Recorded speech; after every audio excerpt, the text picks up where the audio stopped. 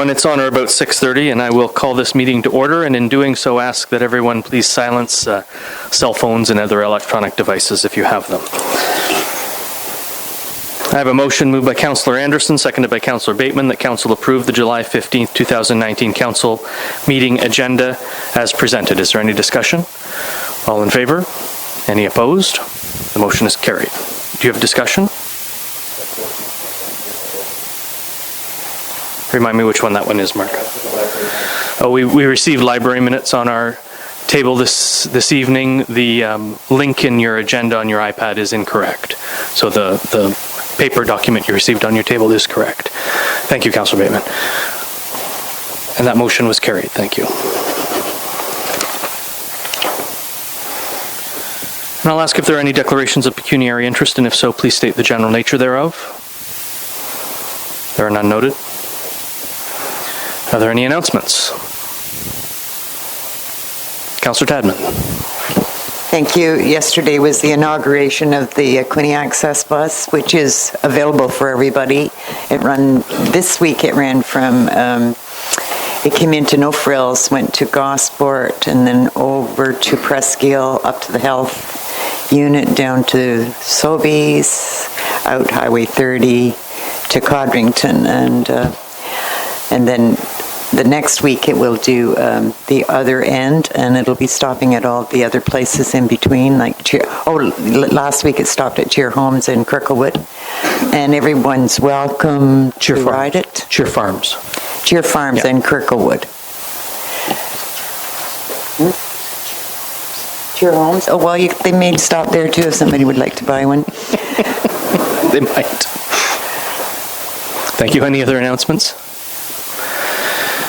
I did have, a number of us had opportunity to attend the Global Health Pharmacy Appreciation Day, which was well attended by the citizens of the community, and at the same time the Sunny Days fundraising barbecue was happening, so a couple of us went down there.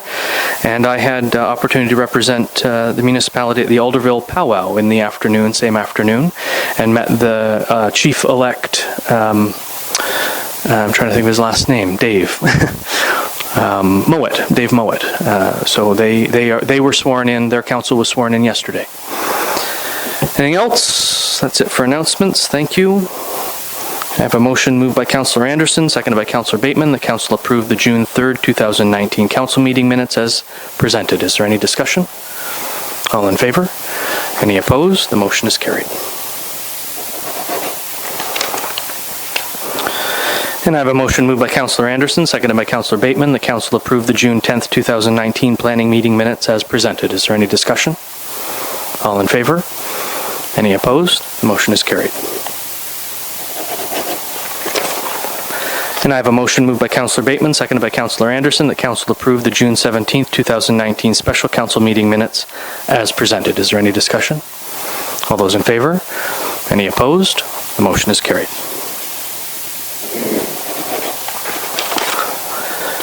And I have a motion moved by Councillor Bateman, seconded by Councillor Anderson, that council approve the June 17th, 2019 council meeting minutes. Is there any discussion? All those in favor? Any opposed? The motion is carried.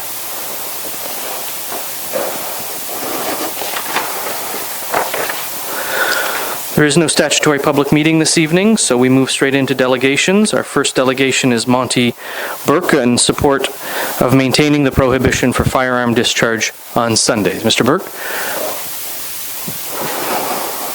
And I'll just let you know, as I will with all the delegates, that you have 10 minutes to provide us with your information, and then I'll ask council if they have any questions of clarification for you. All right?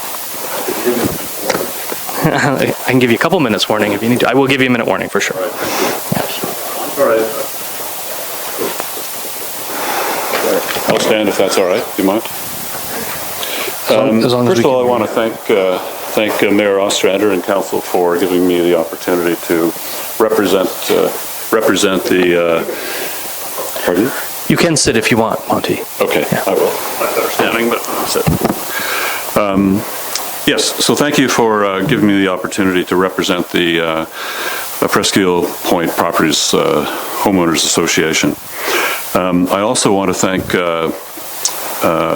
Pat Boyce, our president, who is here, and many of my residential neighbors from Presqu'île for showing up tonight. I guess the council members have what I call Exhibit A, which is the letter from Pat Boyce to the mayor and council dated 12th of June. A letter that I wrote to the residents further to a meeting of the Presqu'île Point Property Association Board, indicating that a petition would be forthcoming.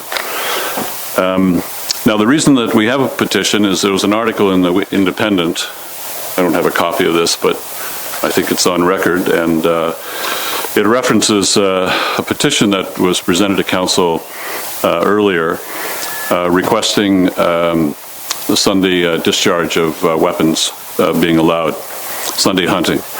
The rationale is stated in this, and I don't want to address it as an issue, but I will say that the article raised a number of concerns at Presqu'île. Now, Presqu'île has, how many households do they have? 152. So I have a petition that has 170, we had two more today, 175 signatures. The signatures are Presqu'île residents, family that were visiting them during the time the petition was going around, and the youngest member is 19 years old, so they're all of age. It represents 98%, a little over 98% of the residents that signed were in favor of the petition. We had 3 people that didn't want to sign the petition for various reasons, but we had quite a large number that did. Sunday is the only day of the week where there's no hunting permitted. So it's also a day of the week that residents have family that come. And that's our single day of peace. And overwhelmingly, residents want that day held without listening to gunshot firing. And I must say that I'll also reference, if you don't mind, the Patrick passed out this nautical chart, if you will, of Presqu'île Bay.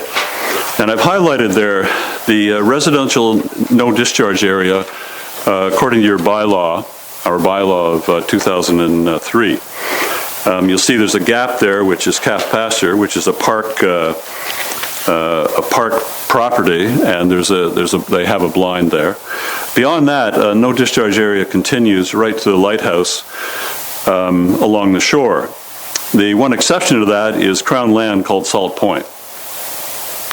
Now, Salt Point is an area of high contention amongst residents because there are hunters come, outfitters, I'm told from Toronto and other areas come with their clients, and they set up there and they fire away 6 days of the week. And so it's within 100 meters of the residential high-density area. Now, you've defined, the council defined high density as 5 dwellings within a 200-meter span. And I can tell you that it's 3 or 4 times that density, particularly along the strip from the hotel dock, the municipal dock to the lighthouse. And that's because originally there were camp lots. So our lot is 44 feet wide. So you can see that it's high density. We have a lot of people occupying those areas. When I started coming to Presqu'île in the 50s, duck hunters would come in the fall, usually residents, and they'd set up on their property and they would hunt for a weekend or two and they'd go home to Toronto, shut down the cottage. That's no longer the case. Most of our residents are year-round residents now. And they use the park year-round, and also they use the waterfront year-round. The waterfront are the residents' front lawn. They're on the water, that's your front lawn. And so we have boats coming in, apart from the Salt Point. they can come into, I've told, 30, 50, 100 meters, set the decoys up and fire away, as long as they're not firing toward the residences. Having said that, when I went around with this petition, I picked up stories, and it wasn't just, please can you sign this petition, it involved a conversation, because almost everyone had something to say about this issue. And pellets on the deck, sounds like a war zone. I have a neighbor who had a close call 17 years ago, and she won't walk along Bayshore Road because of when the firing's going on, particularly at Salt Point.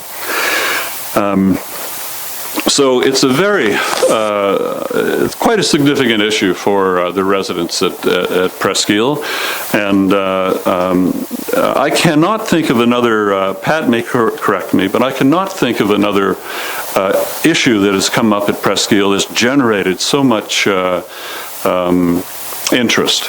And I have to say that the genie is out of the bottle on this one. And what I mean is the concern is also the no discharge area, that it's not robust enough for the residents. And there are jurisdictions in Ontario that extend the no discharge area into the water. Kingston, for example, has a no discharge area south of the 401, the urban area, and 2,000 meters into the lake.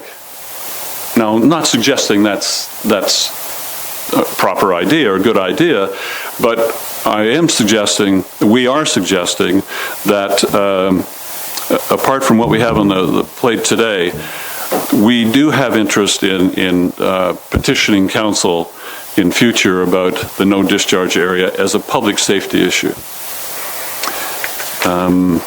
The park, I want to say what this isn't. This isn't about hunters north of the 401.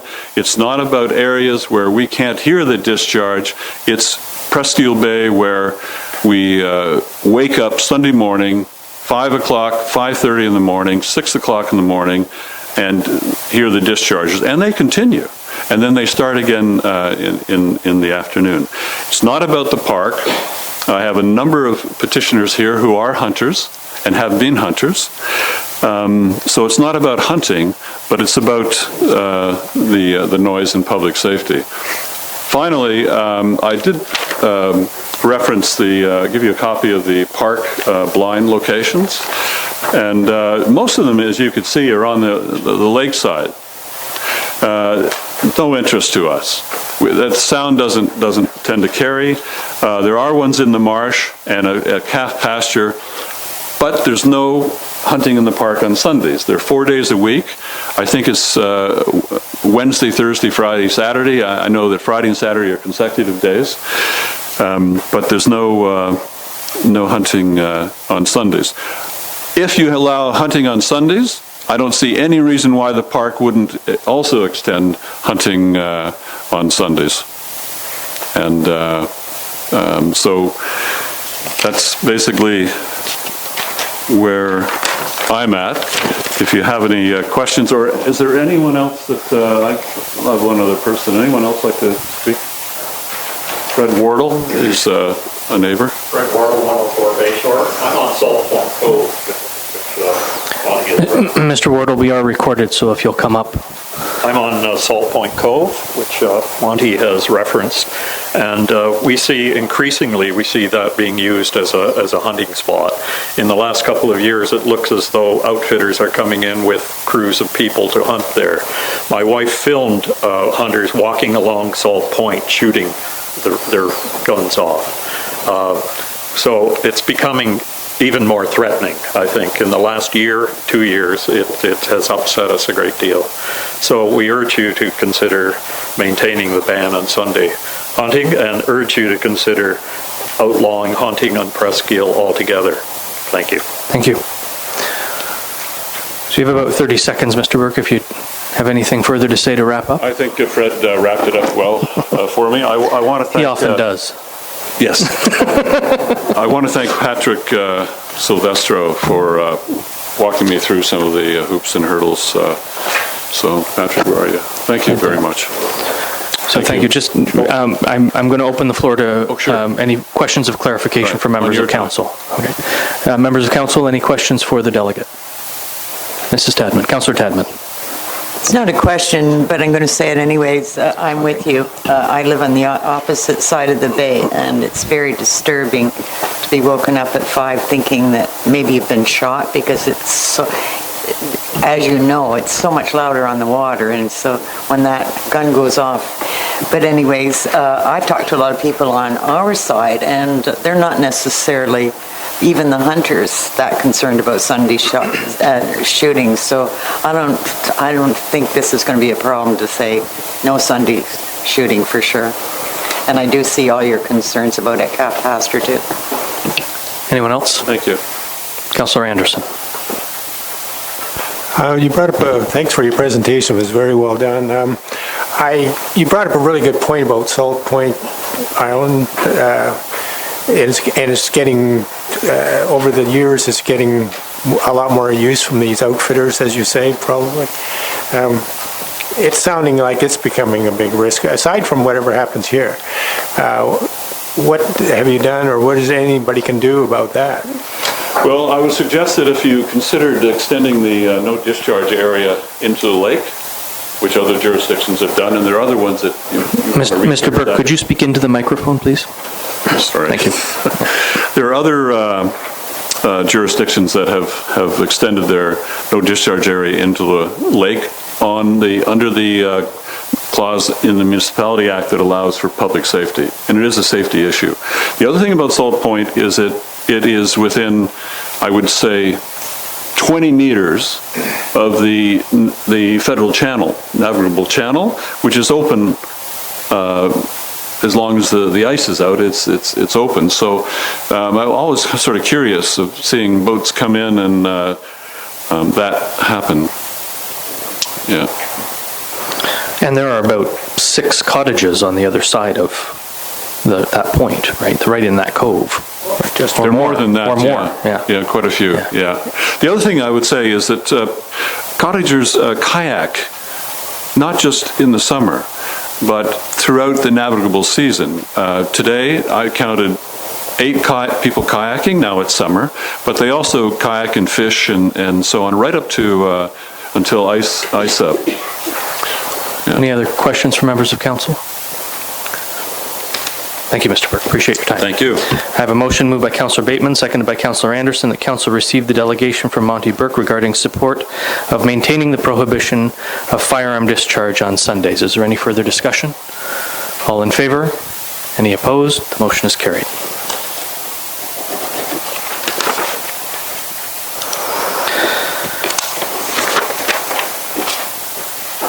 Our second delegation is Mr. Kennar and Mr. Hayward to discuss the current state and possible rebuild of Wallace Street and Marina Drive. Gentlemen?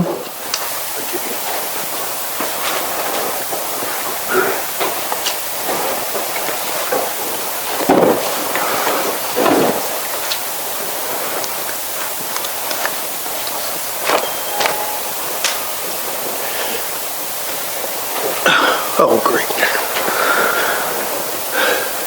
And gents, the same rules apply. You have 10 minutes to 10 provide minutes. us with your information. Okay. All right? Thank you.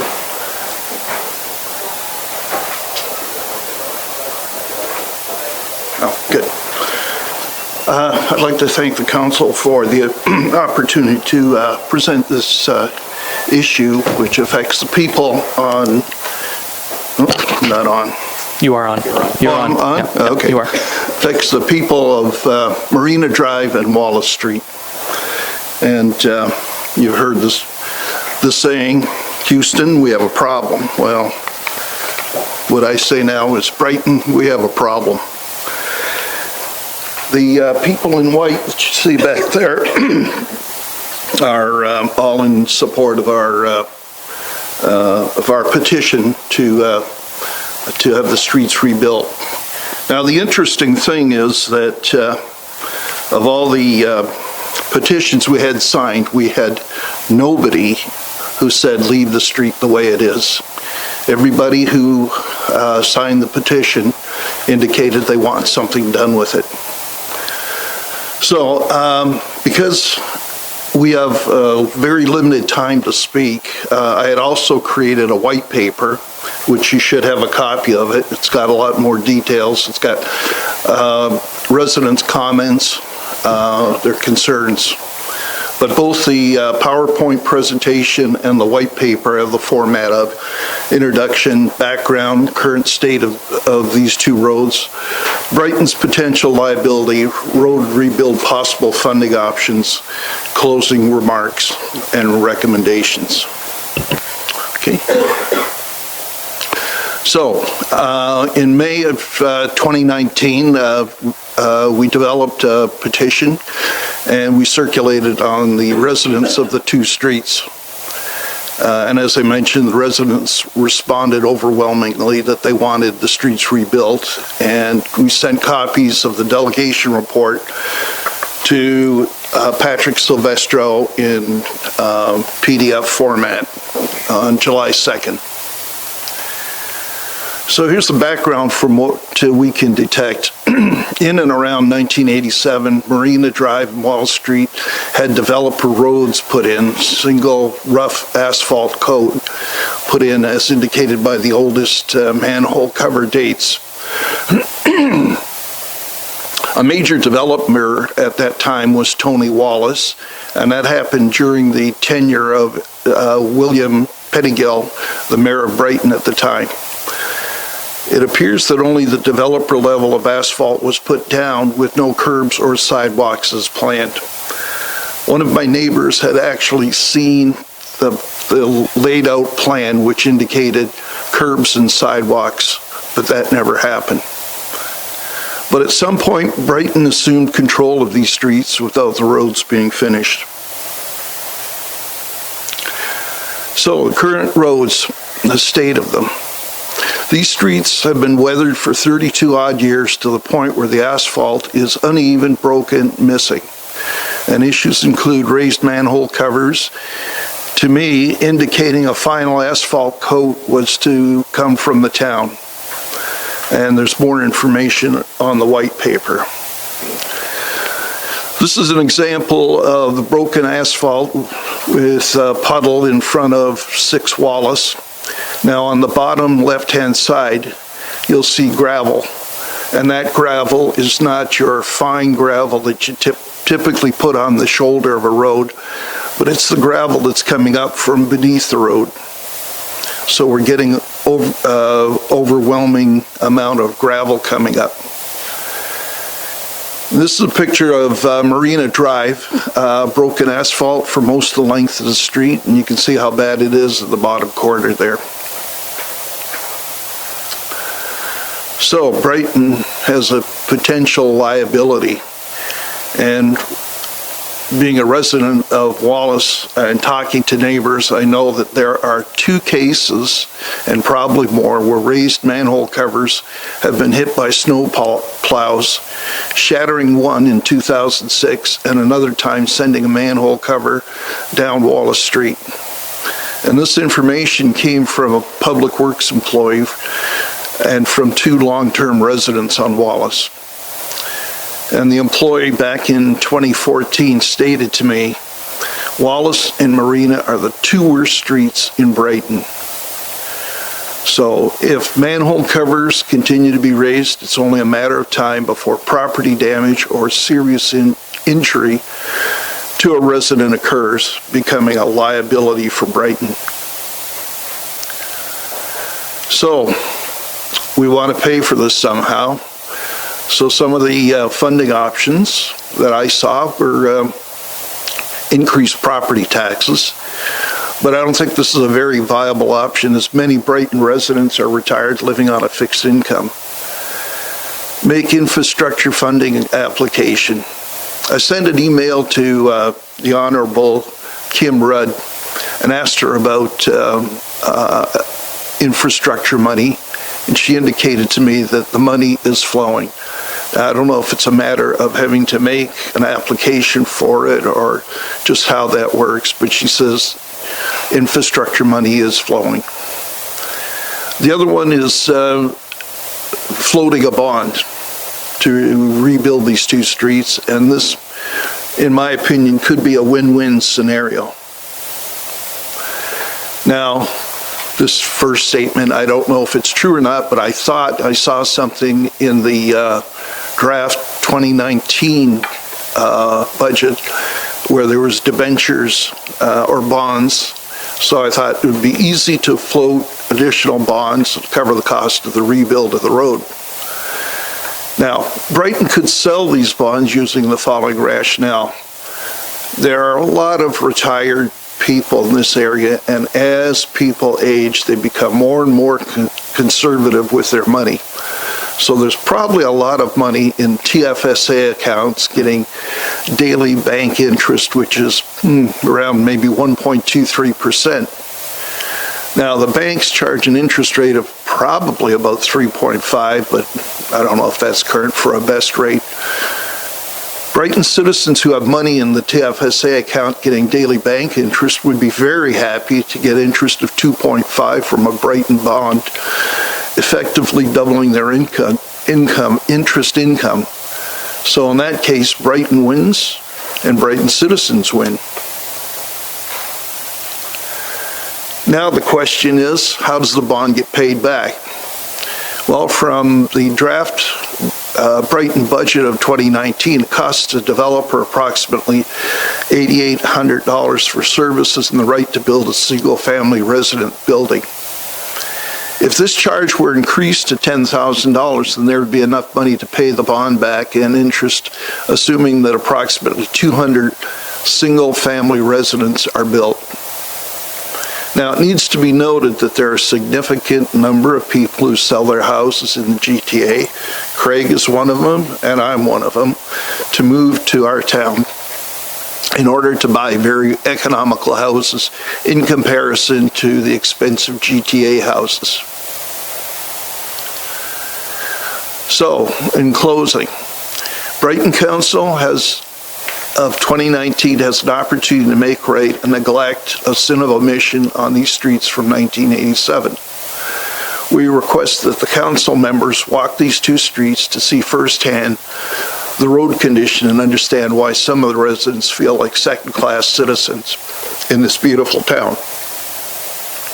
We also request that a rebuild of Marina Drive and Wallace Street, including sidewalks and curbs, be passed and set to high priority for work in the 2020 budget. And that is my time. Thank you, sir. Did you have a few seconds if you have anything to add? I don't have a lot to add other than, I keep hearing that there's, some funny projects going on around town. There's engineering money sitting on the table somewhere, and we should start taking a look at our constraints with these funds that are sitting there today. Sorry. Okay, thank you both. I'll open the floor to members of council if you have any questions of clarification for these two gentlemen. Councillor Rowley. Thank you, Mayor. This road appraisal sheet was on our desk when we came in. Is this something that came from staff? That came off your website. From our website? Yeah, From 2012? correct. So this is not from the updated roads need study then? No. That's the last one that I could see. But the important thing is that the roads were rated as acceptable. In 2012? 12. Yes. 2012, both roads were rated at that level. So. Thank you. Any other questions for these two gentlemen? Councillor LeBlanc. I happen to have walked the streets and met this gentleman. I've talked to a number of residents because they saw me walking the street. I was looking at it. You did say they only had one coat, and it only has one coat, but I believe at the time that those roads were built, they only required one coat. The manhole cover is one of that type that can't be lowered because it's on a fixed thing, and it is raised and it is being hit, and the snow plows hit it every time. So my question was, has there ever been a work order put in to have it repaired because the snowplow would hit it every time? And I asked that question. I still don't have an answer to it, just to see if it's been repaired. And I saw the reason why people have problems with a walker, the roads will not drain. Yeah. They're in a bowl. Yeah, so right. when you have your slush and everything, it freezes. That's why you're in an ice bowl. Okay? So I looked at it very well. Yeah. Yeah. And cars also bottom out on that one on. Your neighbor. Yeah, one manhole, yeah. Yeah. And I am going to read the motion and then ask staff to comment if they have any. But I will note for everyone's benefit that I took a look at the roads needs study this past week, knowing that we'd be hearing this, and those streets are listed as either now or 1 to 6. I can't remember which. They're now. They're a now road. So I would anticipate that we would see those roads on a future budget fairly imminently, but we're not there at the 2020 budget, and I will wait patiently for that to happen, and I hope you can wait a little bit more patiently in terms of a few months to see what happens. And how about dropping of the manhole covers in the meantime? Well, I'll read the motion, then maybe we'll ask staff if they have any comments at this time. So I have a motion moved by Deputy Mayor Vink, seconded by Councillor Bateman, that Council receive the delegation from Larry Kennar and Craig Hayward regarding the current state of and potential rebuild of Wallace Street and Marina Drive. Is there any further discussion before I open the floor to staff? Councillor Tadman? Thank you.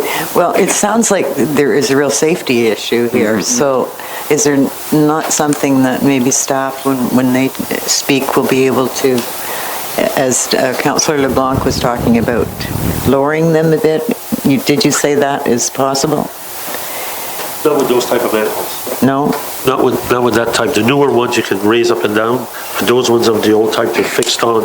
You'd have to raise the road up and make it kind of a slope so you wouldn't hit it with a snowplow every time, because they're about 2.5 to 3 inches sticking up of solid metal. So I'll ask staff if they have any comment on these roads or the manholes in question. Through you, Your Worship. Thank you, Mr. President. Councillor LeBlanc is correct. The manholes are sitting straight on the structures, and as I understand it, over the years, they've had to remove those lift rings to lower those manholes as the road sinks. So it's not in the roads needs study, it's identified as a simple re-asphalt project, but it isn't. We have to completely rebuild the road base, redo the ditches, realign all the entrances to all the homes, so it's quite a large project. But it is listed on our now needs, probably 30 to 40 different now needs in the roads, in the 2017 roads needs study.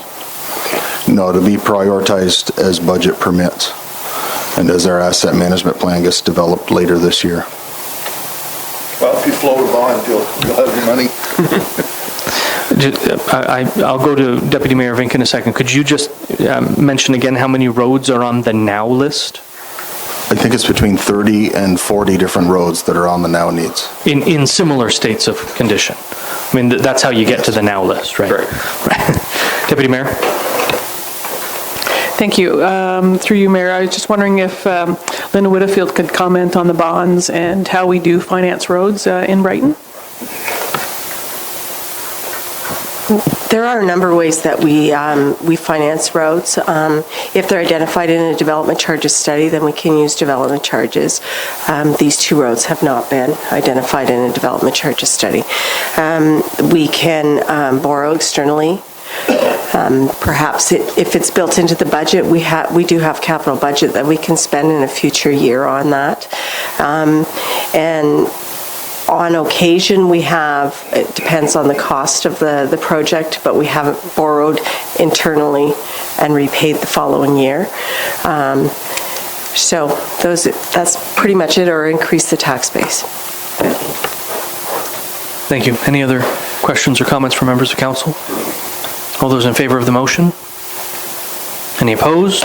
Motion is carried. Thank you very much, gentlemen. Thank you.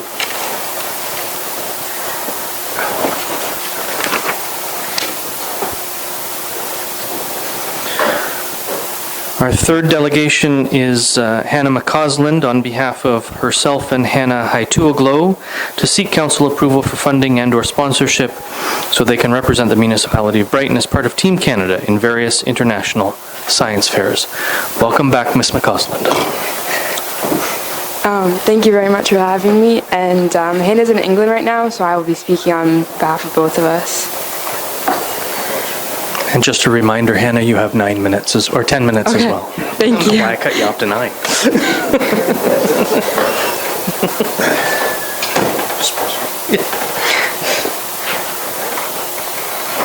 So, a year and a half ago, Hannah and I started a project for a grade 9 science fair, and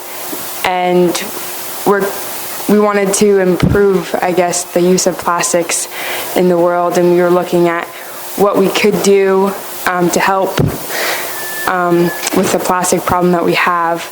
And we found a whole whack of different research on the background of the fossil fuel plastics that we have now. And then we came up with our own recipe to create a biodegradable plastic using potato starch. We were working with Queen's University in Kingston and Noblegen Inc., which is a biotech company, which makes euglima, which is a bioindicator for toxic stuff in like plastics and everything like that. So our plastic was tested in their labs with recommendations for future development and research, as well as we've been invited for further testing in North Carolina to do testing with our plastic and the effects it could have on marine life, and see if it does have any effects on them in any sort of way. With all of this, we made it to Canada-wide Science Fair, and we placed 3rd there, and from there we are going to the International Science Fair in Abu Dhabi, Dubai in September, and we would like to request funding to represent the council and our town of Brighton, since it is small, but we would like to make it so it is known worldwide and for everything good that we do in our environment here in our council. So that's pretty much all I have to say. Well, good work. Thank you very much. So Hannah, we do have a piece of correspondence from you and or Ms. Haituaglo later in the meeting, yep. At which point we will make a decision around your funding request, okay? Yep. So I have a motion. I'll ask council if they have any questions of clarification for the delegate.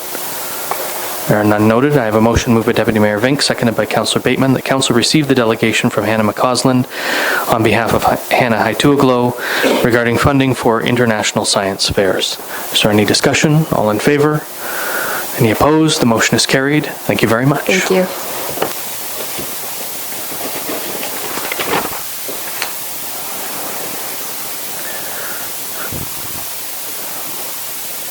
And Patrick, while you're there, are there any citizens' comments in that box? That's awesome. We'll move straight into staff reports.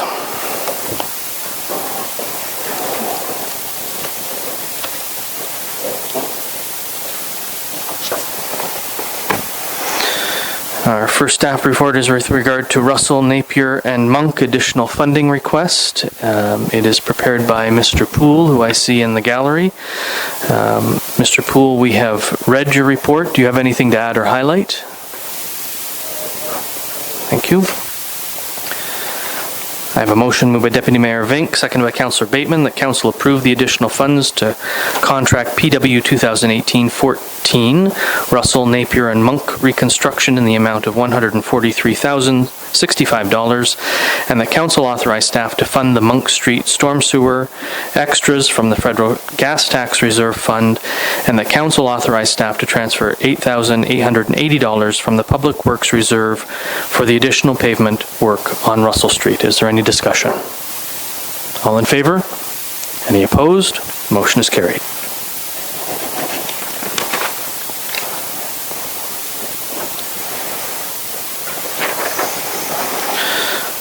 Our second staff report is with regard to entrance permit applications and process. Mr. Parkinson, we've read your report. Do you have anything to add or highlight?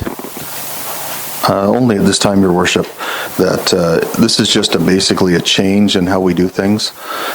Since I've started here, we've done a number of entrances, and we've had to contract all those out already. So this new change in policy and procedure would just put all the onus on the applicant or the developer to get the permit. We approve the location, and then they are in charge of all the install to make sure the infrastructure is up to our standard. Thank you, Mr. Parkinson. I have a motion moved by Councillor LeBlanc, seconded by Councillor Tadman. The council approve the new entrance permit process and fee structure. Is there any discussion? All in favor? Any opposed? The motion is carried.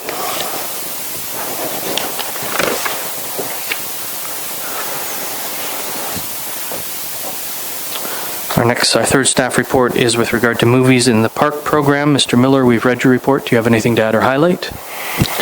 Just highlight that the first movie in the park is planned for the 25th.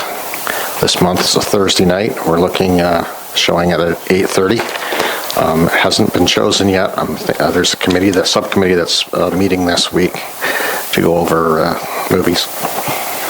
Thank you, Mr. Miller. I have a motion moved by Councillor LeBlanc, seconded by Councillor Tadman, that council direct staff to spend up to $2,000 from the Community Events Reserve Fund account to cover any budgetary shortfall in funding the new Movies in the Park initiative this summer. Is there any discussion? Councillor Anderson. Just one question. Some of those movies are like $1,000 each? The cost to us? I would say the cost is probably less. It's going to be less than that. It's more between $500 and $750. A lot of it's the copyright. A lot of the movies, especially the current ones, still have a fair copyright cost that we need to pay because we're showing it in a public place. I'm excited about the movies in the park, but I'm not excited about, like, we're increasing tonight the budget for that. We're adding $2,000 so we can afford these movies. We're authorizing staff to use reserve funds from the Community Events Committee. Yeah. So it's money's already in the bank for this committee. I'm thinking it's something that we said that we were going to do, so we've got the projectors and everything from funding, so this is, we're rolling it out. We're not sure exactly what it's going to cost us. Again, it's going to depend on the film. We'll know. How many movies in the park are intended for this summer? Two. One this month, one next month, I think August 12th. So the $2,000 should well cover the... Yeah, I wanted to put a number out so that, there's enough there that we can do it. Deputy Mayor. Thank you. I think it's a great idea. We have to see how it works, what it's like, and how much it's going to cost. I'm sure if we do it more often, we can get some older movies, some newer movies in order to offset, budget going forward. Councillor Tadman. And could we get a little extra for popcorn? Will there be vendors selling popcorn? Or something? Yes, there it is. We will have vendors, yes. You're going to have to dig into your pocket, but you can get some popcorn. No, I'm sorry, it won't be. I have a motion moved by Councillor LeBlanc. I've already read the motion, haven't I? All in favor? Any opposed? The motion's carried.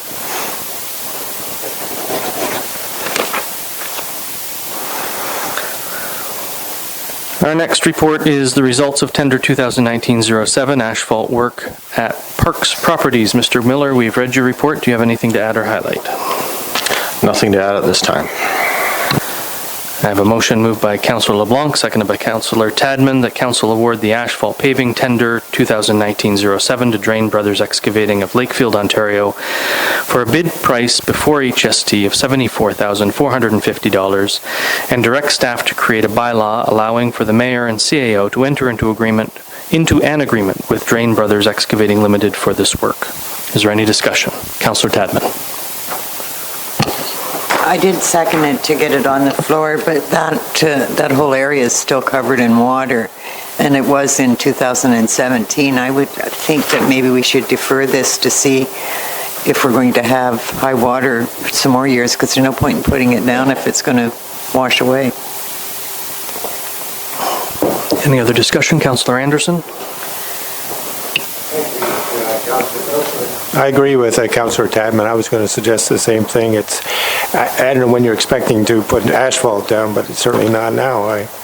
And then we have so many other projects, that there's 30 other streets that are of concern, and we're putting a lot of money into a parking lot. So I voted for it when we decided at budget time, but I don't feel good about it now. Councillor Tadman? I think the thing that we need to remember too is the prediction right now is that we won't even be down to average with the lake level in December. So it's not going to go down this year enough to pave it anyways. So maybe we should defer that amount and do the Mount Hope. But maybe that would have to be a whole new tender. I don't know. Deputy Mayor? Can we hear from staff on this? Yeah. Staff have any comments on this? Basically, it was in the budget, was passed. It was tendered, we have the prices, they're within the budget. The water level is dropping. We weren't looking at doing this project until probably late September, October anyways. So I'm not sure. If we continue to have the levels of flooding we've been having in the last 2 years, or in 17 and 19, would we expect degradation of a brand new paved parking lot with water flowing over top of it over time? Or are we better off paving it? That's my question, for drainage purposes at the end of the day. Can I defer it to... You can defer it to whoever you want, as long as someone answers my question. With the ground supersaturated, and if the water stays up, you do run the risk of having premature failure of the asphalt. It's kind of a risk you have to run. If we're going to get flooded like this again next year, then you do have that risk. Councillor Rowley. Thank you. If the water stays there, I'm sure the contractor probably want to pave it anyway. Could we take those monies and set them aside in case maybe next year we do it and just do the Mount Hope paving project? Go with that. Deputy Mayor? I was going to kind of say that. I think if there's a chance that either it's not going to get done or we could, it could fail, I don't think it's worth doing this year. But maybe there's something else we could do, because otherwise we just get too far behind on things. I don't want to just defer it and not do anything else. Mr. Miller? What if we did the Mount Hope section, deferred the section down at the boat launch for next spring? And if it is good, we can do it. Do you think the contractor would be okay with those two time buckets with regard to this contract? Or that I haven't asked, but I'm pretty positive that he would. Councillor Anderson? We haven't signed anything yet, have we? No. So I would agree on the Mount Hope. I was going to do that, and I certainly think we need to sit back and see what happens with what we may need to protect the shoreline more than the parking lot. So let's just wait till we can see clearer down the road. Councillor Rowley? I'm not sure why you're sore. I just saw your hand up. So my question was, sorry, go ahead, Councillor Bateman. Thank you. If we're going to defer this, would we be able to have staff look at, you could probably correct me, is it the Ministry of Natural Resources that own that loop that sits underwater? Because if you're going to pave that parking lot next year, you might as well have the other one done properly, because it sits lower and it's going to chew it up whether it's good weather or bad weather. And I interestingly asked a similar question of staff, and I think they may have a number for us if we wanted to resurface that loop. Jim? The quote I received was $42,000. 42,000 for the loop. We have responsibility to resurface it. Yeah, I think part of it is under an agreement with MNR, but it's our pavement. Yeah, well, it's our houses. Road yeah. access. Yeah, exactly right. So the motion reads that we're awarding an asphalt tender to Drain Brothers for the bid price that you see, and directing the CAO and I to enter into an agreement with Drain Brothers. How does council wish to proceed? Or do we enter into the agreement with them?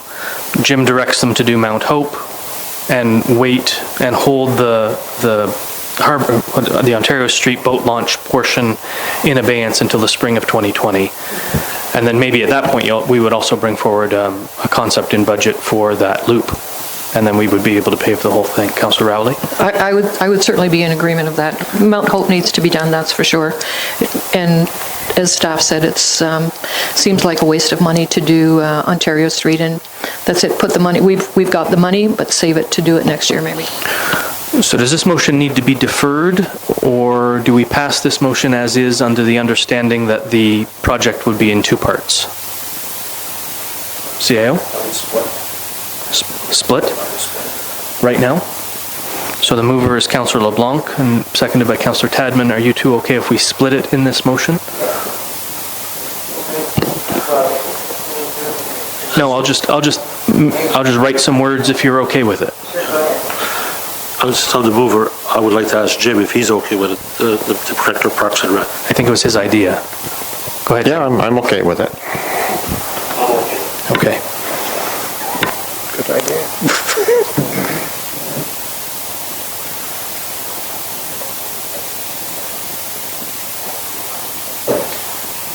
Just can't do it now. Just can't.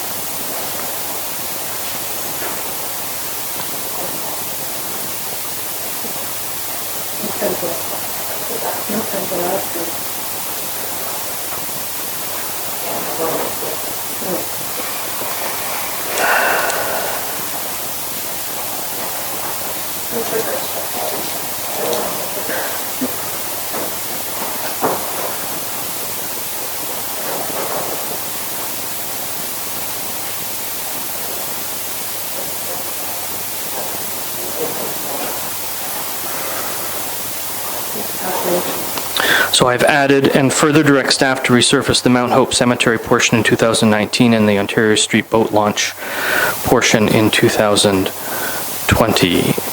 Councillor LeBlanc is the mover. Are you okay with that? Councillor Tadman as a seconder. Staff, is that clear? Yeah, no problem. Councillor Anderson. So the way you read that, it doesn't mean that we are definitely doing it next spring. It just means we revisit it next year and we have the money to do it? Under this direction, it provides direction to staff to get it done in 2020.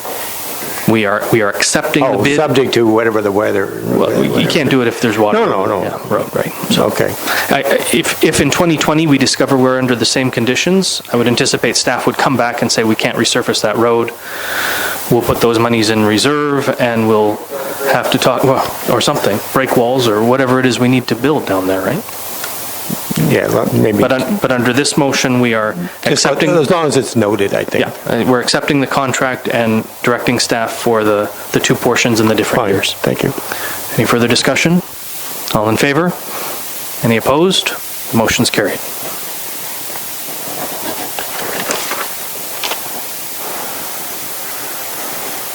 Our next report is from the Finance and Administration Department, promotional advertising request. Mrs. Whitfield, we've read your report. Do you have anything to add or highlight? No, I do not. Thank you. I have a motion moved by Councillor LeBlanc, seconded by Councillor Tadman, that Council receives or supports promotional advertising in the Anavets magazine in the amount of $599 plus tax, and that Council receives or supports promotional advertising in the National Wall of Remembrance publication in the amount of $399 plus tax. Councillor LeBlanc, do you wish to receive or support the first one? Support. Councillor LeBlanc, do you wish to receive or support the second one? Support. And Councillor Tadman, are you okay with that?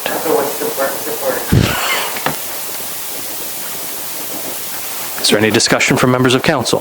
Councillor Anderson. Only one. On the first, the $600, that's more towards the Kingston initiative, am I correct? That's for the new cenotaph or whatever they're building in Kingston in recognition. The second one is more for, I agree on the second one, the $399 for the support of for the veterans. We have supported the veterans and the Legion. So just to be clear, it's the other way around. The Is it the other way $600, around? yeah, the $600 is the Anavets magazine, and the $400 is the National Wall of Remembrance. Okay, so I don't believe our budget is, we're getting tight on that now? Or we haven't got much left? That's correct, because it's under your public relations budget, and I give you a running total at the end of each report when I bring those forward for you. And that's, you brought up a good point. You've got a good report tonight that you're going to talk about, our financial report, and looking through that, I'm looking at pulling back a little bit. We've come out of the gun pretty quick and with a great budget and great planning. But even the small things now, I'm starting to think a little bit more. And it's got nothing against anybody. I think they're all good causes, good, and I would never jeopardize the veterans, but I think we've been supportive of them this year. And since that budget is almost, and we're only halfway through the year, we need to maybe rethink some of these requests. That's my opinion. Thank you, Councillor Anderson. Is there any other comments from members of council? Councillor Rowley? Thank you. Are these, maybe not the War Memorial, but are these things that we would normally support, or that we have normally supported? And as far as our $4,000 public relations budget, do we historically go over budget on something like that, or can we stay within the 4,000, do you think? Based on previous years other than these two, this latest one for the Wall of Remembrance? Firstly, Council, this is the first year that we've been bringing reports forward and giving you a tally, your running total of your budget. In the past, these things, these requests for publication support has just gone directly to Council without having any background information as far as your public relations budget goes. I think it's really important that you're more aware. That's why we're doing the reports this way for you now. This is the fourth publication that you're advertising in. All four have been for veterans, in support of veterans. So you're supporting publications, you're not, which in turn are supporting veterans, but you're not directly supporting veterans, you're just advertising in their publications. So that may give you some information that you want to think about when you see these coming forward, and maybe change the way that you want to do it, or maybe you want to continue to support all these publications in that way. But this is just to give you all the information so you can make those decisions. Councillor Rowley. Yeah, and the second part to my question, Linda, do we usually stay within, I mean, if Public Relations has had a $4,000 annual budget yearly, do we usually stay within that, in that amount, or do you know? I have seen this budget or the actuals go over that budget in other years. I think if we think back to the third quarter report that I presented early in your term, that you'll remember that there were a number of things that were approved last year outside of the budget that created a risk for our year end. So now we want to make sure that Council has all the information in advance so that when you're approving something that you know that you're within budget. So if another request came through, it may say that you are now over budget on that particular account, and then you can make the decision there as well. So it's more important as far as staff are concerned that Council has all that information in advance and that you know why, that you're making decisions that are within your budget. Councillor Tadman. Generally, any applications to come forward usually come forward within the first 6 months. We still have money left in it. I think we should go ahead with this. Councillor Bateman. Thank you. I'm in support of both because it's not just the active military that we have to support, it's our veterans. And considering where we live in the surrounding area when we are so reliant upon CFB Trenton, as is the surrounding small municipalities. So anything that, and this is budgeted for, that we can support our active and our former military, I'm 100% in support of. Anything else? Councillor LeBlanc? It's just not, through you, Chair, it's not just the advertisement, but the advertisement, the cost is used to bring information to the vets and that come in the magazines, which I am a vet, and I get these magazines, and it's all the information to help all to get all the data to all the veterans and to help to what's going on.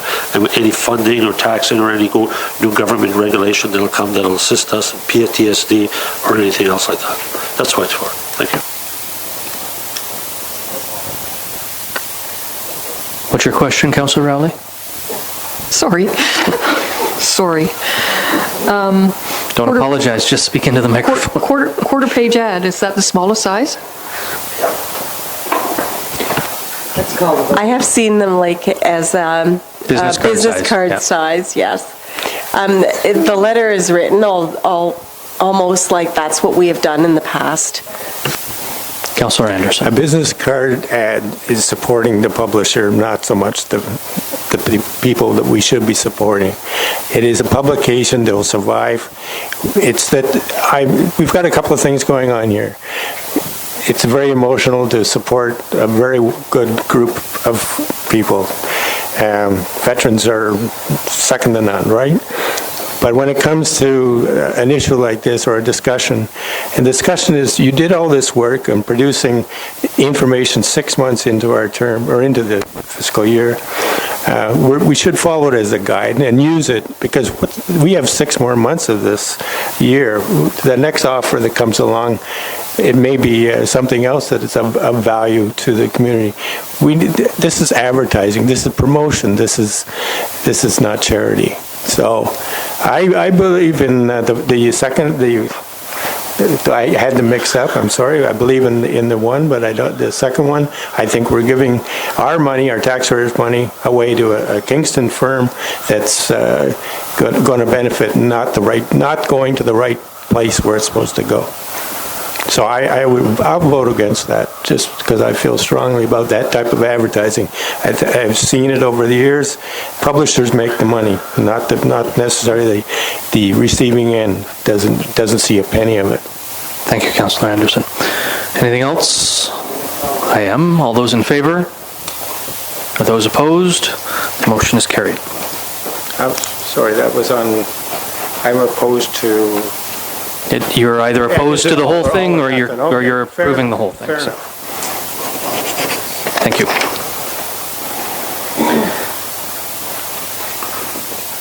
Our next report is with regard to 2019 second quarter report. Mrs. Whitfield, we've read your report. Do you have anything to add or highlight? I think it's important to highlight a few things. I know that the report itself is comprehensive. There is a lot of information in there. Council is moving, this municipality is moving towards working within the approved budget.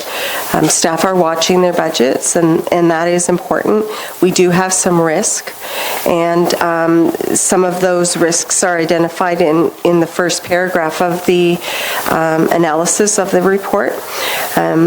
And I'm hoping that the third quarter report shows much more revenue in some of the departments where the revenue is low, specifically in planning and building, and that we see the fourth quarter being really kind to us when it comes to winter control.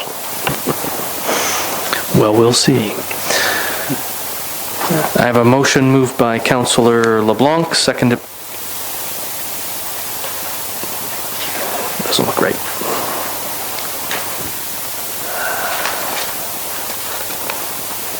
I'm missing 9.6. I'm missing 9.6, Patrick.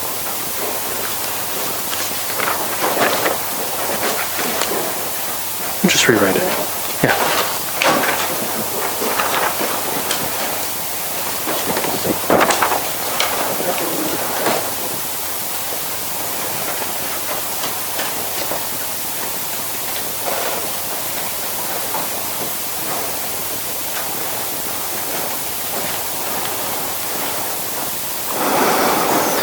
So the motion will read that Council receive the second quarter financial report. I'll need a mover and a seconder. I have a motion moved by Deputy Mayor Vink, seconded by Councillor Rowley, that Council receive the second quarter financial report. Is there any discussion? Go ahead, Councillor LeBlanc. Through you, Mayor, through you, Linda, on the one that says wastewater, it says Monk Street, Napier Street, Russell Street, then truck, 50,000. Ordered will receive in the third quarter. That line right there. Is that the truck for the wastewater plant? For the wastewater department, yes. I think we've received it, but this is the third quarter. Just wanted to know. Thank you. Question answered. Any further discussion? All in favor? Those opposed? The motion is carried.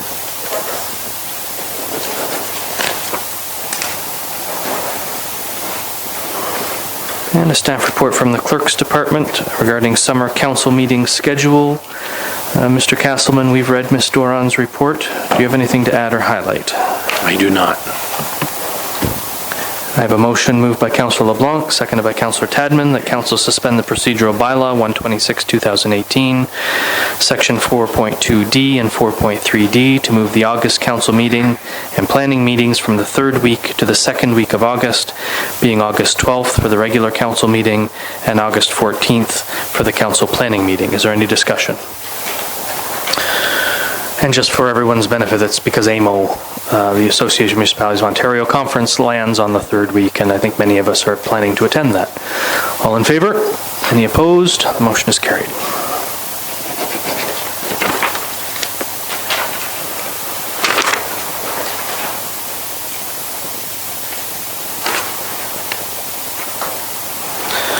Our next report is the 2019 Departmental Work Plan Second Quarter Report. Mr. Castleman, we've read your report. Do you have anything to add or highlight, sir? I do indeed.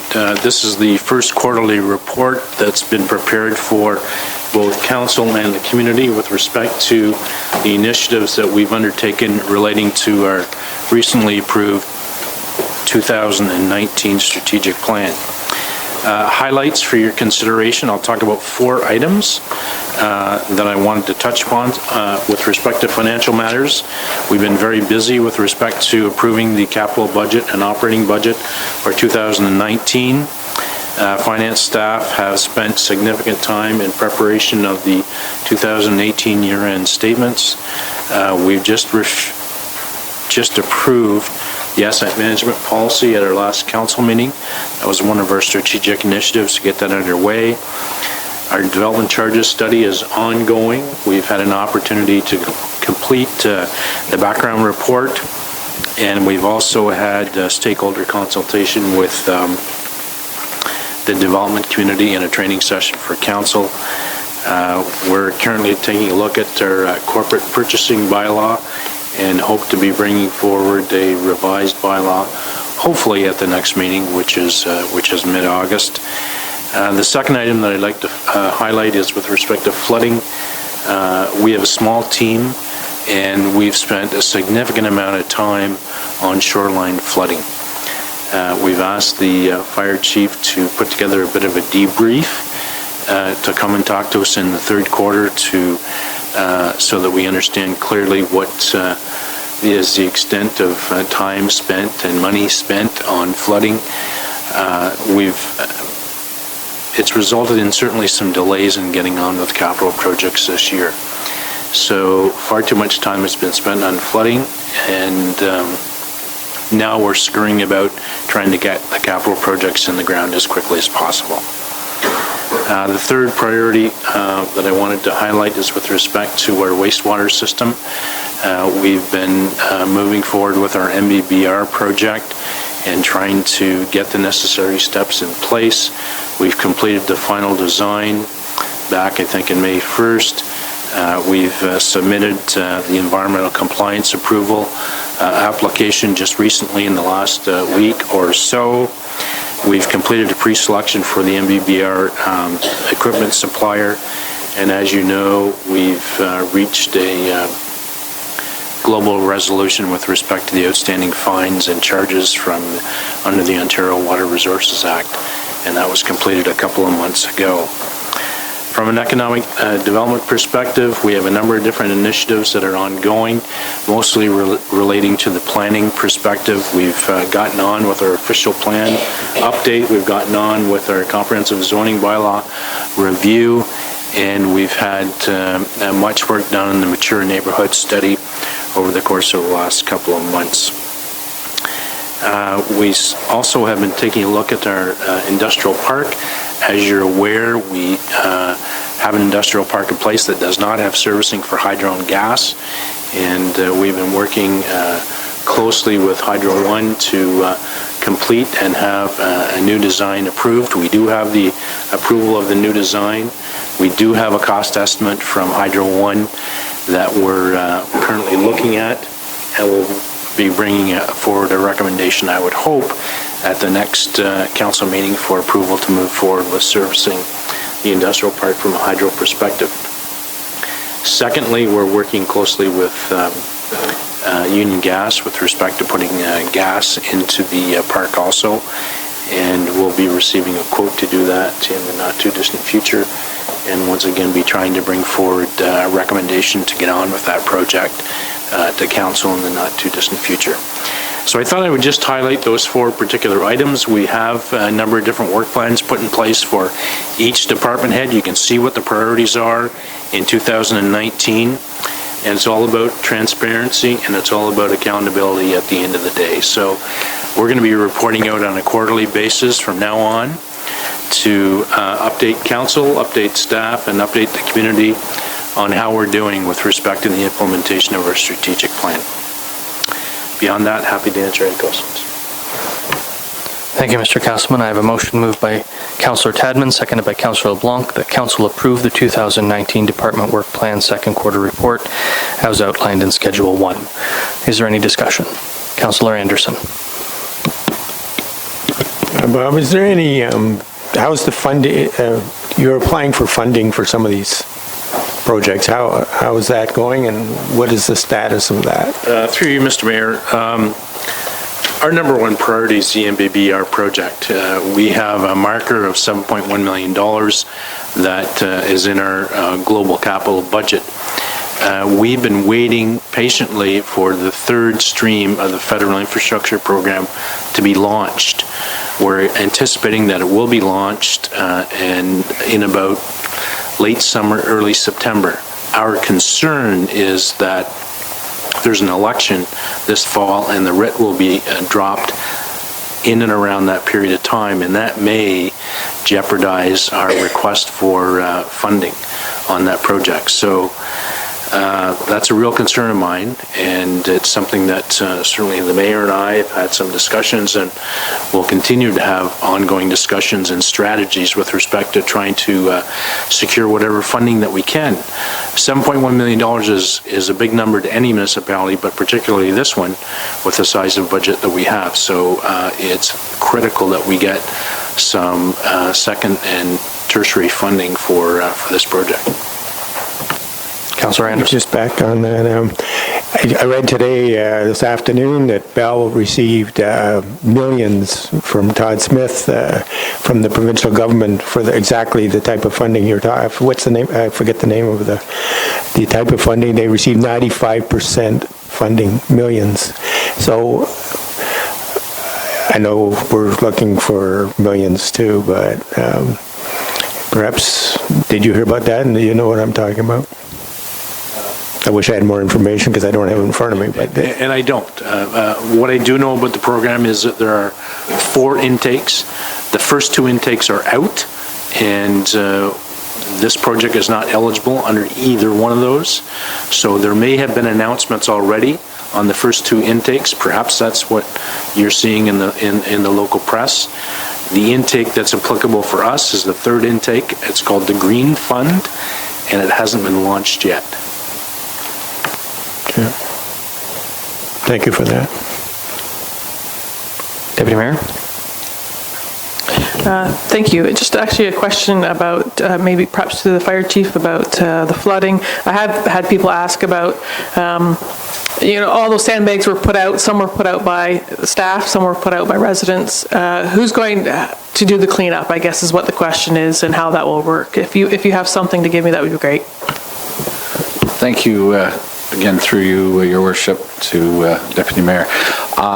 At this point, we have not put out anything official. I know in our last go-round in 17, we left that to any of the sandbags that were put on private property. It was up to the property owner to get them to the curb, and then we made arrangements for municipal staff to collect them there.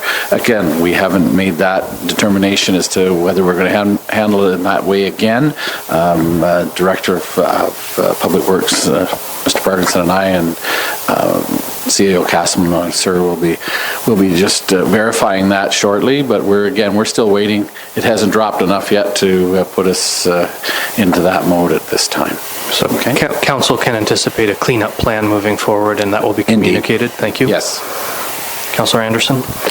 I just wondered if anyone's heard of any funding recovery for at least municipalities because of the flooding. Did that happen in 2017? I just received some information over the weekend from MPP Piccini about disaster relief funding opportunities. These are the same opportunities that we were denied in 2017. However, the email from MPP Piccini seems to indicate there may be opportunity. So when I'm in the municipal office tomorrow, I intend to be sending that forward to our staff to figure out what we can and what we can't ask for. It also does include some opportunities for shoreline residents to apply directly to the provincial government, but the municipality may have to pass a motion of some sort that we find ourselves in a disaster zone. I don't recall what the wording is on that email. Well, so. No, I'm glad you brought that up because, yeah, we should. I'm not saying we should. We will follow up on and be on top of that because we will follow up on that. This time around, I think. And with regard to the individual private property stuff, it will be put out into the public realm so that they're able to do what they need to do for their own properties as well. Thanks for bringing that. Chief?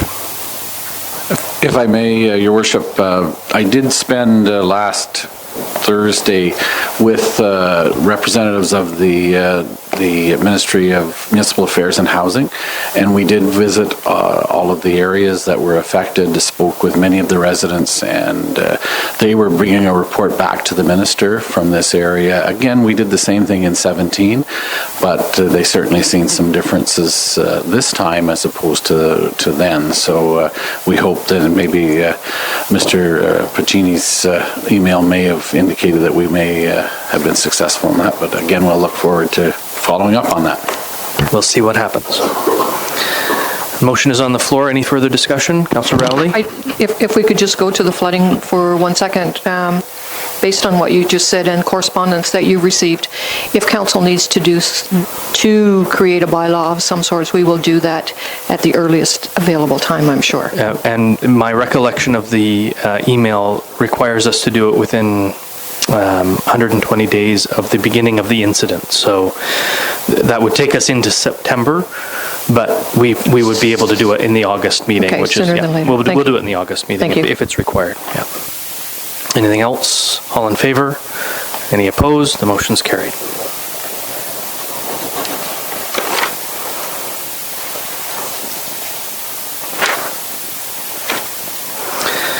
And there are 6 notices of motion, which I will read for the record. Moved by Councillor LeBlanc, seconded by Councillor Bateman, brushing and tree removal. 1, brushing and tree removal at roadway intersections for improved field of view and safety. 2, approval of spending of up to $120,000. 3, recommended brushing locations by staff. 4, to be completed by December 1st, 2019. And the second notice, moved by Councillor LeBlanc, seconded by Councillor Bateman. Designated staff bylaw enforcement officer reviews with the Codrington Pit Operation Management that all trucking vehicles are adhering to the transportation routes as stipulated in the agreements of operation. Our third notice of motion is moved by Councillor LeBlanc and seconded by Councillor Bateman. Designated staff revises municipal purchasing terms to include time and materials standing offers agreement by municipal vendors to be considered same as a tender, values not to exceed amounts approved by council. Staff report on the in-place municipal management spending approval levels and if adjustments are required to improve town efficiencies.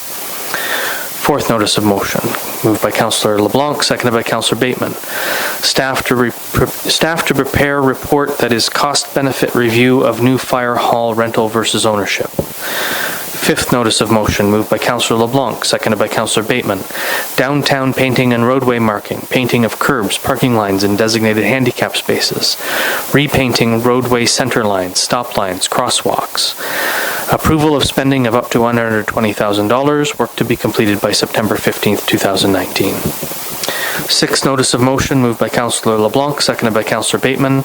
Staff to report on the pet waste station's feasibility, benefits of pet waste station, recommended waste bags material, recommended locations within the municipality, acquisition and installation, cost per pet waste station, installation timing. And those will come forward as motions at our next council meeting. We have no unfinished business that I'm aware of. We'll move into bylaws. Our first bylaw is to establish a Property Standards Committee, and it's moved by Councillor Tadman, seconded by Councillor LeBlanc. That council gives a bylaw its first, second, and third reading and passes on this date, being a bylaw to establish a Property Standards Committee. Is there any discussion? All in favor? Are there any opposed? The motion is carried.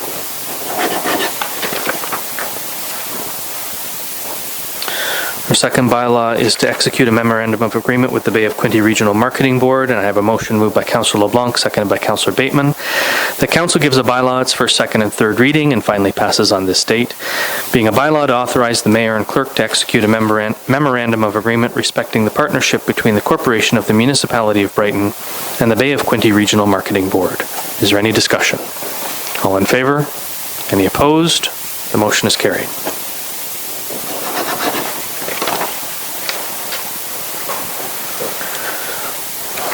Our next bylaw has to do with the preliminary and final design of services for the upgrade of the Harbour Street pumping station and installation of new force main from the pumping station to the sewage lagoon system, and I have a motion moved by Councillor Tadman, seconded by Councillor Rowley, being a bylaw to authorize the mayor and deputy clerk to execute an agreement between the corporation of the Municipality of Brighton and J.L. Richards and Associates Limited for the preliminary and final design services regarding upgrade to the Harbour Street sewage pumping station and installation of a new sewage force main from the pumping station to the sewage lagoon system. Is there any discussion?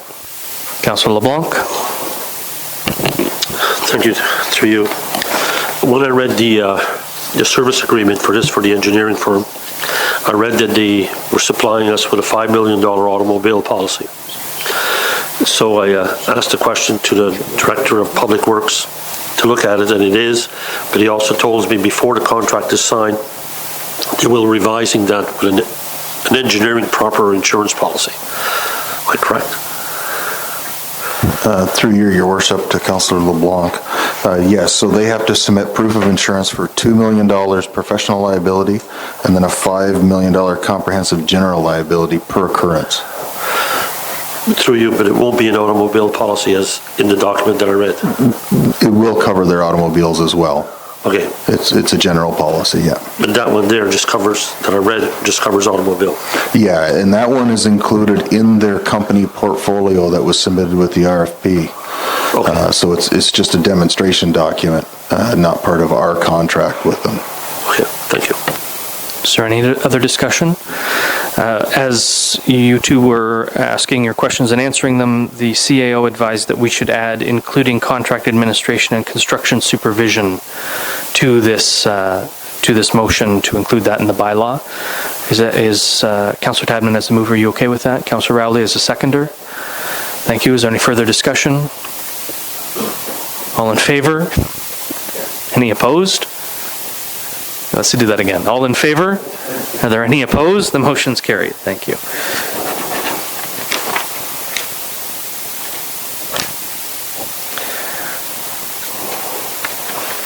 Our next bylaw is to authorize the borrowing upon amortization debentures in the principal amount of $1,234,243.85 toward the cost of Alice and Dundas Streets.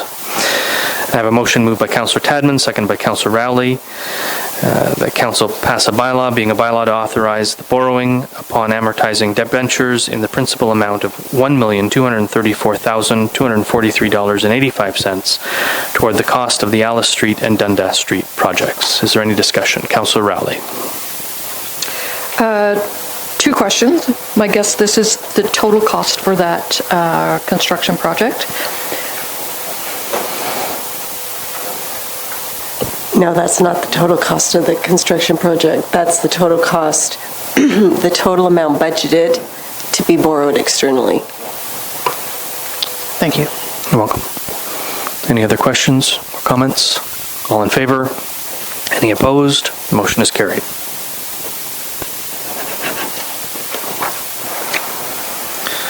That takes us to reports of advisory committees of council, reports, minutes, and council reports. I have a motion moved by Councillor Rowley, seconded by Councillor Tadman, that council receive the Community Events and Civic Awards Advisory Committee meeting minutes from May 14th, 2019 as presented. Is there any discussion? All in favor? Any opposed? Motion's carried. I have a motion moved by Councillor Tadman, seconded by Councillor LeBlanc. The council received the Accessibility Advisory Committee meeting minutes from May 10th, 2019 as presented. Is there any discussion? Councillor Tadman? Thank you, Mayor. The last meeting, and I can't remember the date, but it was a couple of weeks ago, the discussion always comes back to the fact that there's not enough accessibility spaces for the special events, especially Applefest, the parades, things like that. And so I was asked to go to, and I don't know how I ended up being asked, but anyways, was it you? Anyways, yeah, community events, and next week Applefest, and I noticed that community events have already support that. And Applefest is tomorrow. Yes, yeah. So hopefully staff will, have a good look. They're suggesting somewhere behind, in our municipal parking lot behind the bank. And council will be considering a recommendation from Civic Events later in this meeting. Okay. In that regard as well. Is there any further discussion? All in favor? Any opposed? The motion's carried. I have a motion moved by Councillor LeBlanc, seconded by Councillor Tadman, that council receive the Heritage Advisory Committee meeting minutes from May 21st, 2019 as presented. Is there any discussion? All in favor? Are there any opposed? The motion is carried. I have a motion moved by Deputy Mayor Vink, seconded by Councillor Bateman, that council receive the Applefest Advisory Committee meeting minutes from May 22nd, 2019 as presented. Is there any discussion? All in favor? Any opposed? Motion's carried. I have a motion moved by Deputy Mayor Vink, seconded by Councillor Bateman. The council received the Rural Advisory Committee meeting minutes from April 25th, 2019 as presented. Is there any discussion? All in favor? Any opposed? Motion's carried.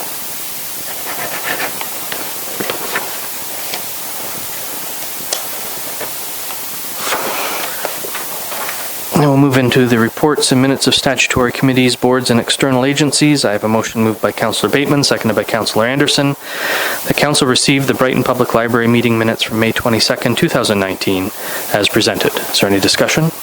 Councillor Rowley? Thank you. Under Section 8 of the library minutes, we discussed the no food or drink in the library.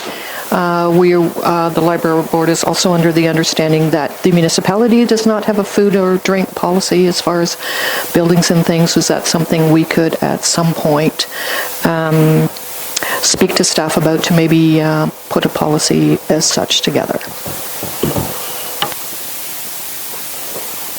I'm getting a head nod from the CAO. All right.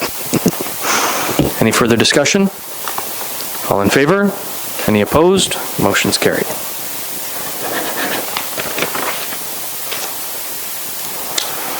And we'll move into correspondence, direction items, endorsements, communications, and petitions. And our first is moved by Councillor Bateman, seconded by Councillor Anderson, that council receive and approve the road use for special events application for the Rotary Street Dance on July 27th, 2019. Is there any discussion? All in favor? Are there any opposed? That motion is carried.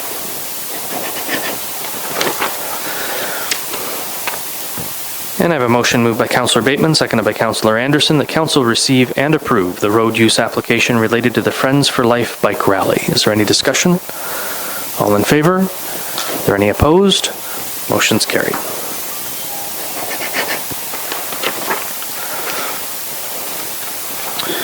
And I have a motion moved by Councillor Bateman, seconded by Councillor Anderson, that council receive the correspondence from the Presqu'île Point Property Owners Association regarding Sunday discharge of firearms. Is there any discussion? All in favor? Are there any opposed? The motion is carried.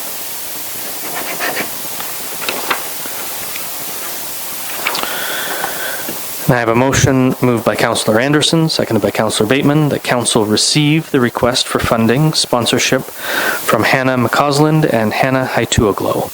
Is there any discussion? Councillor Rowley? Thank you.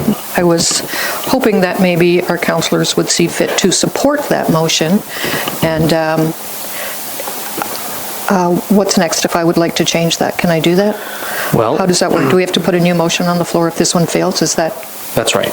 Okay, thank you. But we could also perhaps look to the mover and seconder to see if they would like to change to approve. Right.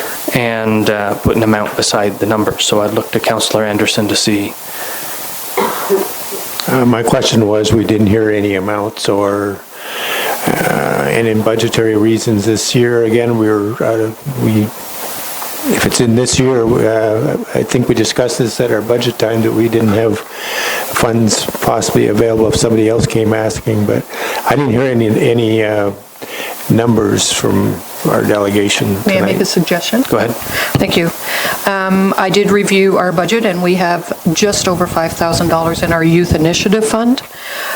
So I would like to suggest that we sponsor both Hannah and Hannah with $500 each in their endeavors to go and represent not only Brighton, but Ontario and Canada at this Abu Dhabi, wherever you're going. International Science Fair. You're welcome. Councillor Tadman. $500 aren't going to get them much out of Canada, so I would like to raise that at least to $1,000 each. Each?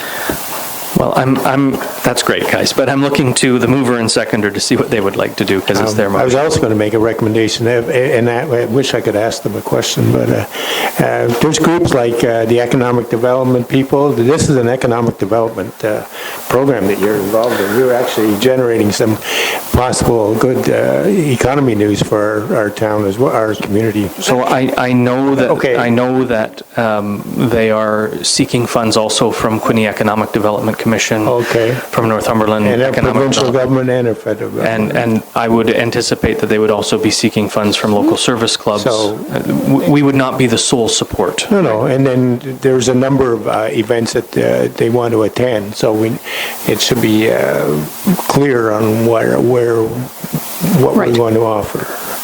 And I'm fine with doing something. I just was waiting to hear some numbers and what we could do. Deputy Mayor.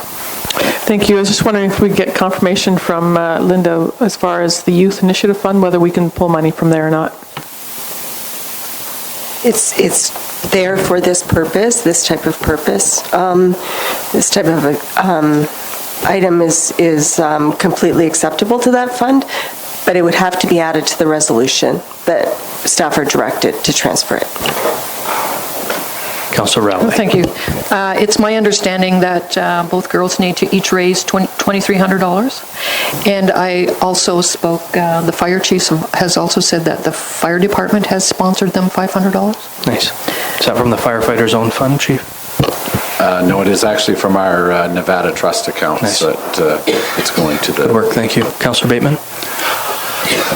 If the Director of Finance, she's confirmed that the money's there and that's what it's for, I support what Councillor Tadman has said, $1,000. I don't think you can get a better project to throw this at than these two ENSS students have come up with this project, not just to represent themselves, but to represent the municipality on a world stage like that.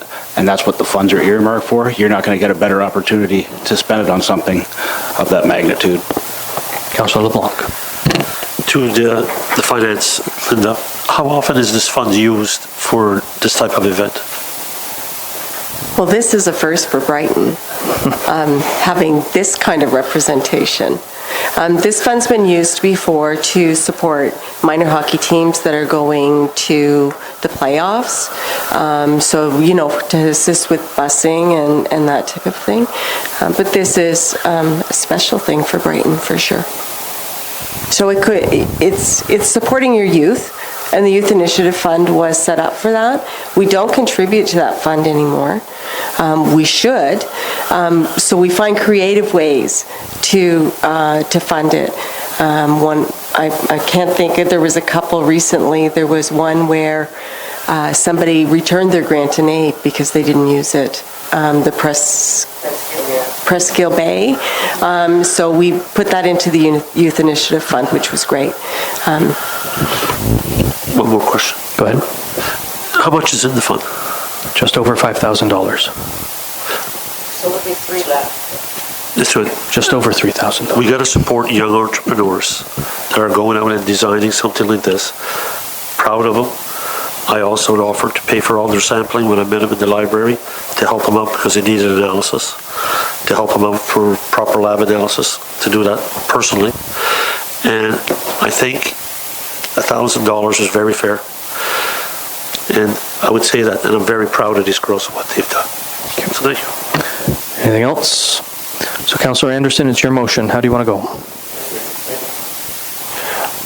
I'm glad we heard some numbers.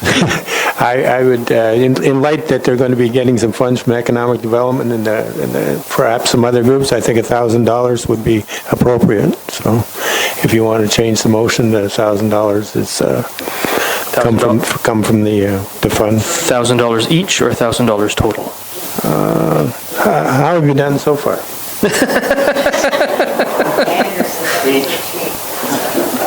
Well, there's other groups. I just asked. Well, okay. We can beat the firefighters, so I guess $1,000 each would get you well on the road to Dubai. Okay, so that's where I stand on that. What's that?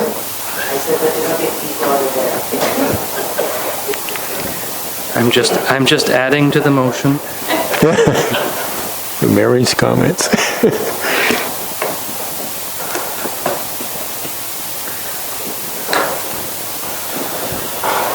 Do they get a bag of pins to go with it? They already got a bag of pins, but they'll probably get another one.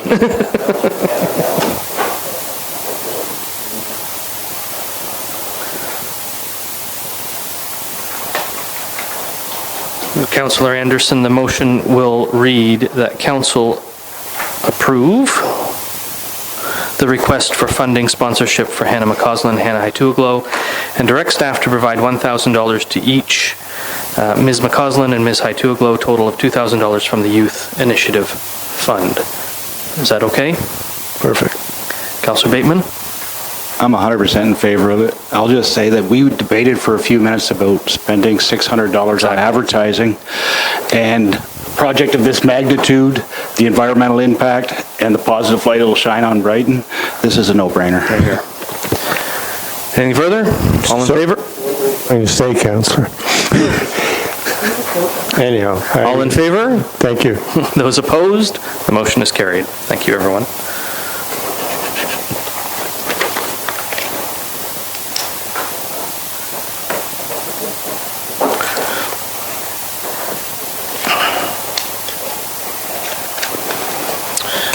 And I have a motion moved by Councillor Bateman, so we're moving on to recommendations to Council. This is from the Heritage Advisory Committee. And it looks like, so Councillor Bateman, both receive and approve have been circled. So Council receive, it's because it's both. That Council receive and approve the recommendation for listing 85 Main Street and 136 Main Street on the municipal register list. Is there any discussion? All in favor? Go ahead. I was just going to comment on it. The Heritage Advisory Committee, one of their mandates is to list properties. Of course, we get permission to list those properties. No listings have been done for a number of years, so we're starting to get back into doing that. So that's why this looks new to some. That's all. And this is not a designation of that property, it's just putting on the municipal list? It's just a list. Again, the homeowner would have to agree whether it was a list or a designation. It's not that we're doing anything forceful. So both property owners are aware and in agreement. Very well. Any further discussion? All in favor? Any opposed? The motion is carried. And the next one is a recommendation from the Community Events and Civic Awards Committee, moved by Councillor Rowley, seconded by Councillor Tadman. The Council receive and or approve the recommendation for additional accessible parking spaces at all Community Events and Civic Awards Committee events. Councillor Rowley, I assume you want this to be approve? Yep. And you're okay with that, Councillor Tadman? So the council approved the recommendation for additional accessible parking spaces at all community events and civic board advisory committee events. Any discussion? Councillor Anderson. We're talking about those 8 parking spaces now, aren't we? We're not talking about any specific spaces. We're just talking about making accessible parking available at events in the community. Yeah, I read 8. Deputy Mayor? Thank you. We've had this discussion at Applefest as well, and it's hard. Applefest is such a huge event. We want them to be able to get in and out too. So it's certainly something that we all strive to do when we're planning these events. Sometimes it's difficult to make it work, so we certainly it's worth hearing back and forth, some ideas on that as well. If anyone has ideas on how to make it work, especially with Applefest, getting into town can be very difficult. If we have them behind the bank, that's why they've been here. But. I know this has nothing to do with this current motion, but... Right.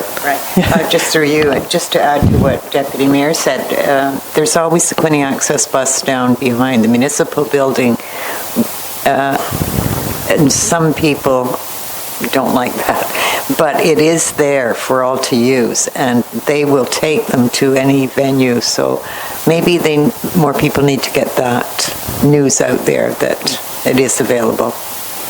And I apologize, Councillor Anderson, you're right. The original recommendation from the committee reads, by providing 8 accessible parking spaces in the municipal lot behind CIBC and on Veterans Way. Councillor Anderson. And my only point was, maybe rather than just think about it at special events, maybe it's time we increase the number of those type of parking spaces anyhow. I do hear it a number of times. I know everybody seems to be needing it now in this community, but maybe we don't have enough parking spaces for the physically challenged. Something that we could look at. Make 8 spaces and keep them permanent. The motion today is just with regard to special events, so we'll... But I'm just adding my 2 cents. Good. I hope the representatives from accessibility are listening, and I'm sure the Director of Public Works is listening, and you don't need to make comment right now, okay? You're going to anyway, though, aren't you? Yeah. Well, just for information purposes, so we discussed this at the Accessibility Committee meeting, a few months ago. We're making up temporary signs, so they'll have the accessibility sign on a barrel, and then the Parks Department will get those, and then they can deploy them as they see fit throughout the community for the different events. They're not enforceable, so we won't be able to fine or tow, because it's not a designated spot, but at least it's information and kind of a reservation of an area for any particular events. Alan, we'd hope people would honor that, right? Yeah. All those in favor? Any opposed? The motion is carried. We have no FYI correspondence, so I'll open the floor to the public for any questions you may have with regard to an item that appeared on tonight's agenda. Unnoted. Thank you all for that. We have no in-camera session. I have a motion moved by Councillor Tadman, seconded by Councillor LeBlanc, that Council gives a bylaw its first, second, and third reading and finally passes on this date. Being a bylaw to confirm the proceedings of the Corporation of the Municipality of Brighton Council meeting held on July 15th, 2019. Is there any discussion? All in favor? It's carried. And I have a motion moved by Councillor LeBlanc, seconded by Councillor Tadman, that the July 15th, 2019 council meeting adjourn at 8:13 p.m. Is there any discussion? All in favor? Go ahead, Hannah. Thank you, Hannah. We know you won't. Well done. We're adjourned, everyone. Thank you.